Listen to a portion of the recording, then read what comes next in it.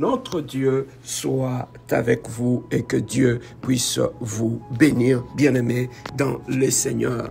Ce midi, bien-aimés, j'aimerais partager avec toi un autre élément assez important que nous avons trouvé dans le livre de 2 Chroniques, chapitre 7, verset 14. La Bible nous dit ceci dans le livre de 2 Chroniques, chapitre 7, verset 14. « Si mon peuple, sur qui est invoqué mon nom, s'humilie, prie et cherche ma face, s'il se détourne de ses mauvaises voies, je l'exaucerai des cieux, je lui pardonnerai son péché et je guérirai son pays. » Bien-aimés dans le Seigneur, au travers de ce verset, j'aimerais te partager avec toi un élément qui est très très important dans notre marche avec l'Éternel des armées.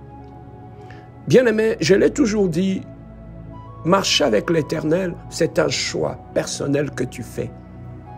Dans ta vie, soit tu choisis de marcher avec les hommes, ou soit tu choisis de marcher seul, ou soit tu choisis de marcher avec Dieu. Mais lorsque tu choisis de marcher avec Dieu et de marcher avec les hommes, il y a un élément qui est très important sur lequel beaucoup d'enfants de Dieu négligent. Et cet élément cause beaucoup de dégâts dans notre relation avec Dieu, dans notre relation avec les hommes et dans notre croissance spirituelle. Il s'agit de quel élément? Il s'agit de la repentance. Bien-aimés dans le Seigneur, la repentance est un élément capital dans la vie d'un enfant de Dieu. Celui qui veut grandir, celui qui veut aller loin dans le Seigneur, il a besoin, bien-aimé dans le Seigneur, de connaître et de pratiquer la repentance dans sa vie. La repentance, bien-aimé dans le Seigneur, c'est tout simplement regretter un mal, avoir un regret profond par rapport au mal qu'on a fait. Et ensuite, bien-aimé dans le Seigneur, s'humilier, demander pardon à Dieu et tourner le dos au mal que tu as fait. La repentance consiste à regretter profondément le mal que tu as fait et à t'humilier pour demander pardon à Dieu et à tourner le dos au mal que tu as fait. La Bible nous dit, lorsque nous devenons enfants de Dieu, nous marchons avec le Saint-Esprit. La Bible nous dit, le Saint-Esprit nous convaincra aussi du péché. Lorsque tu es dans le péché, celui qui est un véritable enfant de Dieu, le Saint-Esprit ne te laissera pas en paix. Le Saint-Esprit, bien-aimé dans le Seigneur, te convaincra que tu es dans le péché. Et lorsqu'il te convaincra que tu es dans le péché, c'est pour te pousser à la repentance, à regretter ces mal, à tourner le dos à ces mal et à te repentir devant Dieu. Pourquoi nous faisons tout cela? Parce que lorsque Dieu nous a créés, bien-aimés dans le Seigneur, Dieu ne nous a pas créés comme des robots. Nous sommes des hommes, nous sommes faillibles, nous avons de faiblesses dans notre vie et ça, Dieu le connaît. Mais bien-aimés dans le Seigneur, pour qu'on ne tombe pas dans le piège du mal, qu'est-ce que Dieu a prévu? Dieu a prévu la repentance. Voilà pourquoi il a commencé à dire à ses enfants que vos péchés soient rouges comme de la cramoisie.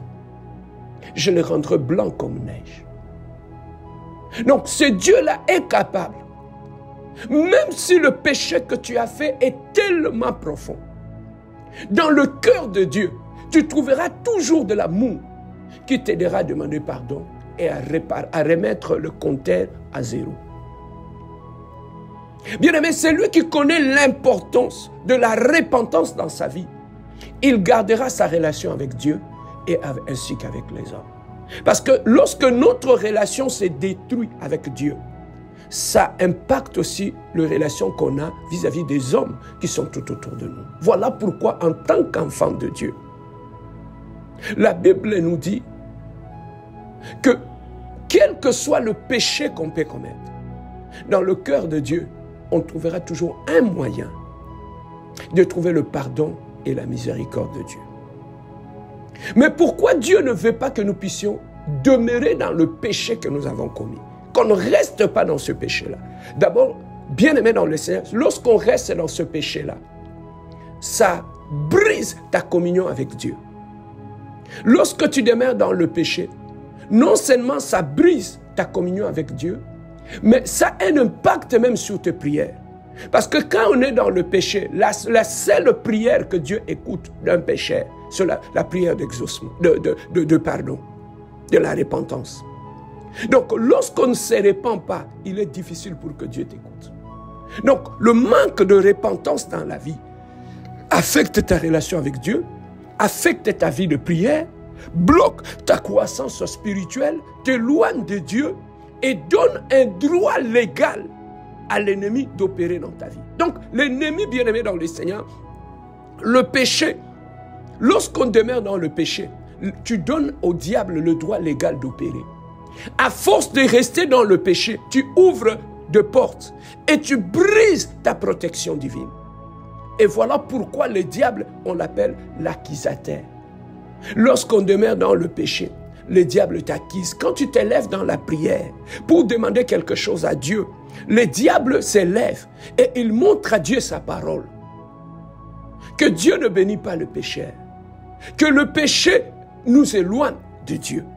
Voilà pourquoi Dieu veut qu'il n'y ait pas un élément, un obstacle à notre relation vis-à-vis de lui.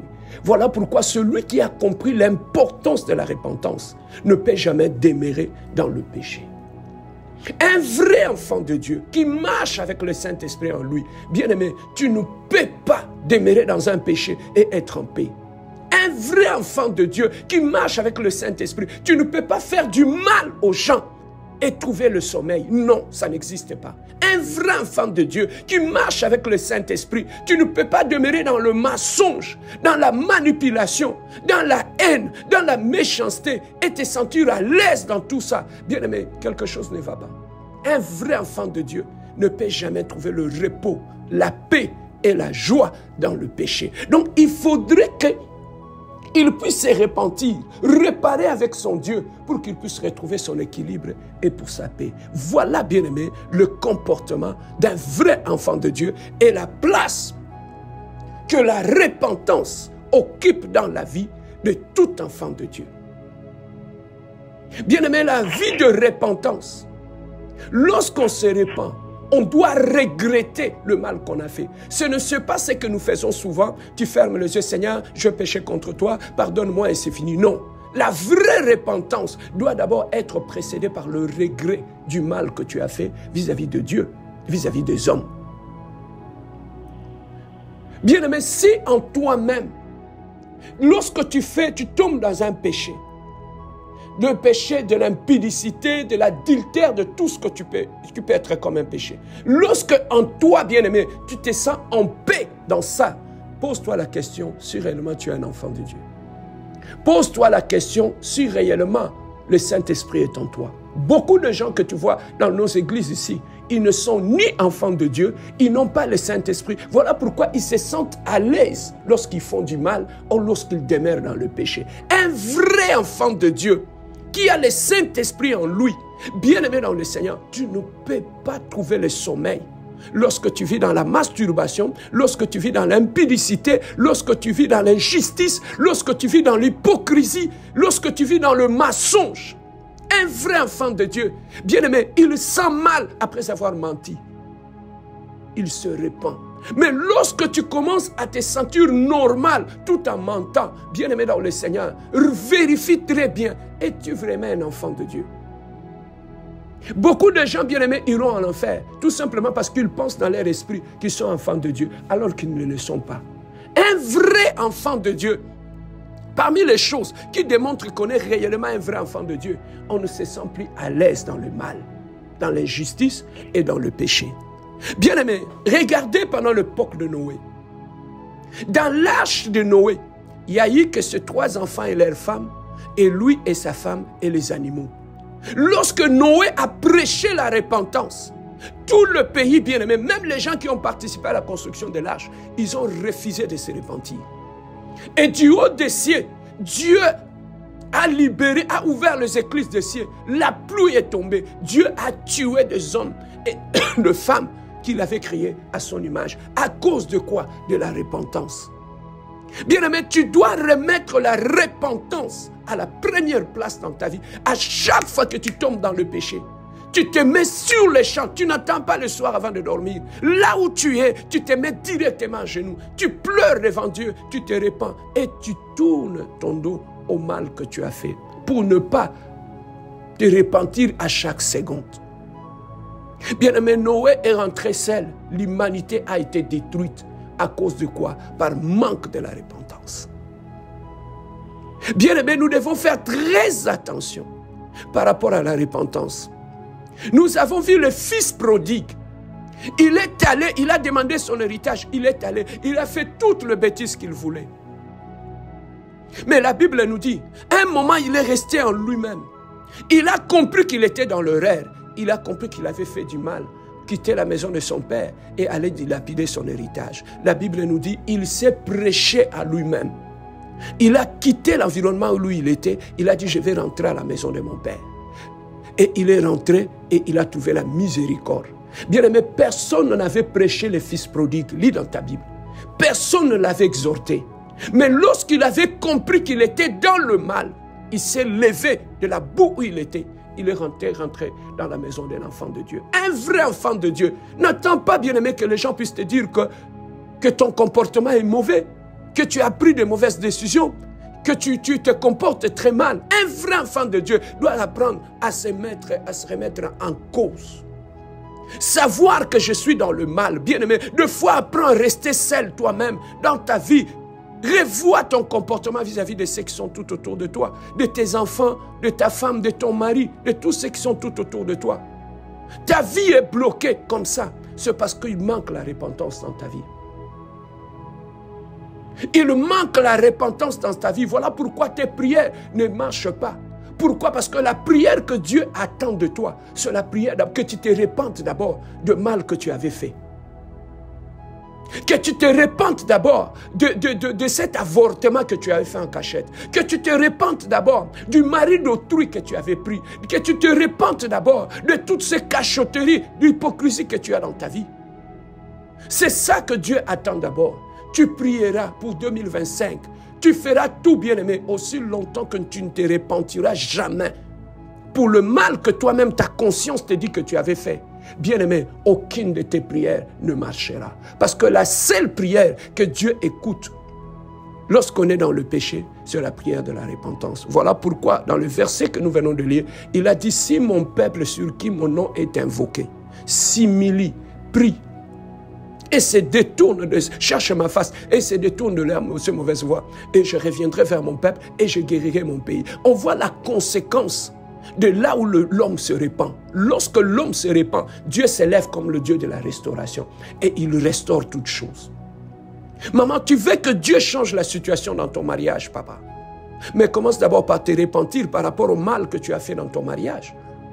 Tu veux que Dieu puisse restaurer ta famille. Commence d'abord par te repentir par rapport au mal que tu as fait à tes frères et à tes sœurs. Tu veux que Dieu puisse te restaurer. Commence d'abord à te repentir par rapport à tout ce que tu as fait dans ta belle famille. Sois sincère devant Dieu. Implore la grâce de Dieu. Et Dieu se tournera vers toi et il t'accordera le pardon. Voilà pourquoi Dieu dit, ma main n'est pas trop courte pour agir, mais ce sont vos péchés qui vous éloignent de moi. Bien-aimé, le manque de la repentance va empêcher que la main de Dieu puisse opérer dans ta vie. Voilà pourquoi, bien-aimé, ayez ce réflexe-là, que ça soit comme une respiration. À chaque fois que le Saint-Esprit te convainc que tu as mal parlé, que tu as pris une mauvaise décision, que tu as mal agi, bien-aimé, repens-toi directement et tourne le dos à ce mal, ne le refais plus. Voilà comment tu peux être victorieux, aller de victoire en victoire en 2025. Marcher avec Dieu, c'est aussi marcher dans la repentance et avoir un cœur repentant. C'est comme ça que tu auras la victoire. Mais si tu continues à mener la vie que tu mènes, à vivre dans le péché, à dormir dans le péché, à respirer dans le péché, bien aimé dans le Seigneur, 2024 sera comme 2025 sera comme 2024. tu marcheras avec le péché non repenti. Ça va bloquer tes portes, fermer ton ciel et bloquer toute ta vie. Voilà, bien-aimés, parmi les éléments des hommes et des femmes de victoire, ce ne sont pas des hommes parfaits, mais ce sont des gens qui sont repentants. David, on a appelé l'homme selon mon cœur, il n'était pas parfait, mais il savait se repentir devant Dieu lorsqu'il était dans le mal. Il était sincère. Bien-aimés, nous allons prier ce midi. Nous allons prier, bien-aimés. J'aimerais qu'en cette année nouvelle que nous sommes en train de rentrer, que Dieu nous donne de cœur repentant dans nos mariages, dans nos relations avec Dieu, dans notre marche avec Dieu. Que Dieu enlève en nous de cœur dur, de cœur hypocrite. Que Dieu nous donne de cœur réellement qui sait se repentir devant Dieu. Bien-aimé, à quoi bon aller à l'église, prier et que toutes ces choses-là ne puissent pas avoir de répercussions dans notre vie? Voilà pourquoi ce midi, bien-aimé dans le Seigneur, il faudrait que tu ajoutes la repentance dans ton fonctionnement, dans ta façon de voir les choses. Il est midi, bien-aimé, élève ta voix avec moi. Est-ce qu'on peut offrir une offrande d'adoration à notre Dieu pour sa fidélité en ce jour, pour le souffle de vie qu'il a donné? Élève ta voix avec moi, bénissons l'Adonai. Prions notre Dieu, alléluia. Éternel, le Dieu de gloire, Papa. Oh Elohim, le Dieu glorieux, Seigneur, nous sommes bénis ce matin devant toi, éternel, le Dieu de gloire. Te bénir ton saint nom, glorifier ton saint nom, magnifier ton saint nom, car tu es le Dieu puissant, tu es le Dieu incomparable, tu es le Dieu insondable, Jésus. Éternel, le Dieu de gloire, nous sommes là, éternel, le Dieu de gloire, demandant pardon à toi, l'Adonai, le Dieu glorieux, éternel, le Dieu de gloire. Nous sommes venus te demandons pardon, Adonai. Nous sommes venus, éternel, te glorifier, te magnifier, t'exalter, toi qui es le Dieu glorieux. Oh, béni soit ton nom, éternel, le Dieu de gloire. Oh, ce midi, éternel, le Dieu de gloire, je monte sur la montagne de l'éternel. Je viens bénir le Dieu qui a gardé mes enfants, le Dieu qui écoute mes prières, le Dieu qui exauce mes prières, Seigneur. Ce midi, je monte à la montagne de l'éternel pour offrir à mon Dieu, Seigneur éternel, une offrande de reconnaissance. Papa, je vis ta main dans ma vie, je vis ta main dans ma famille, je vis ta main dans la vie de mes enfants, je vis ta main dans la vie de ma femme, je vis ta main dans la vie de mes frères et mes sœurs, dans ma belle famille. Elohim, le Dieu de gloire, Jésus. Elohim, le Dieu glorieux, Jésus. Elohim, le Dieu excellent, Adonai. Je viens te bénir, Jésus. Je viens te glorifier, je viens te dire merci Seigneur, parce que tu nous as protégés, tu nous as gardés, tu as gardé mes enfants, tu as gardé ma famille, tu as gardé le mien, éternel Dieu. Oh, béni soit ton nom Adonai, béni soit ton nom le Dieu glorieux, béni soit ton nom le Dieu saint, béni soit ton nom le Dieu véritable, béni soit ton nom le rocher des âges Jésus, béni soit ton nom le prince de paix éternel, le Dieu de gloire. Oh, gloire à toi mon Dieu mon roi, gloire à toi le Saint d'Israël, gloire à toi le prince glorieux, gloire à toi le Dieu véritable Jésus, gloire à toi le Saint d'Israël, gloire à toi le prince de paix éternel, le Dieu de gloire. Oh, béni soit ton nom, nous t'élèvons, nous te glorifions Seigneur. Merci pour ton amour, merci pour ta fidélité, merci pour ta gloire, toi qui es le Dieu glorieux, toi qui es le Dieu de paix éternel, le Dieu de gloire. Oui, bien-aimé, Dieu a dit à David, David n'était pas un homme parfait, mais il avait un cœur qui savait reconnaître le mal qu'il faisait. C'était quelqu'un qui savait s'humilier devant Dieu. Bien-aimés, nous allons prier ce midi. Nous allons demander à Dieu qu'il nous donne de cœur repentant. Non pas de cœurs qui s'endurcissent dans le péché, non pas les cœurs durs qui préfèrent rester dans le mal, qui préfèrent rester dans l'orgueil du péché, mais nous voulons avoir de cœurs qui sait s'humilier, de cœurs qui sait demander pardon, de cœurs qui sont reconnaître le mal que nous faisons. Bien aimés, beaucoup dans nos mariages, nous ne savons pas comment demander pardon. Beaucoup dans nos vies, nous ne savons pas, même pas reconnaître le mal que nous faisons. L'orgueil nous a couvert les yeux, mais ce midi, bien aimés, nous allons prier qu'en 2025, que nous puissions rentrer cette année avec de cœurs qui savent se repentir devant l'Éternel de gloire. Bien-aimé, élève ta voix, prions notre Dieu, alléluia.